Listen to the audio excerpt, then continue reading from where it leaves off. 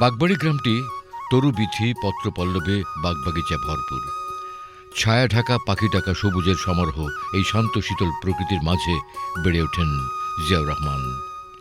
প্রকৃতির মতোই তিনি হয়ে ওঠেন ধীর শান্ত বিশাল মনের অধিকারী।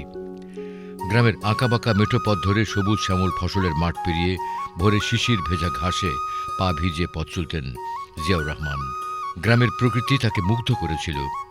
বাগবাড়ির গাছগাছালি, তরুলতা, পাখির কলকাকলি, নদীর করতান জিয়াউর রহমানের মনে তুলেছিল হিন্দোল।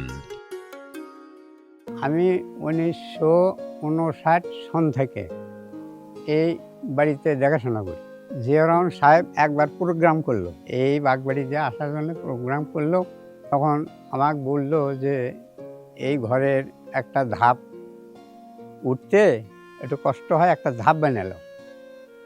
আমি খায়রুল মিস্ত্রি ডাকে নিয়ে এসে একটা ধাপ বানিয়ে দিলাম। আলোচনার সাপেক্ষে গ্রামের লোকজন, তারপরে দলের লোকজন এসে ওনার সামনে খাড়া হলো।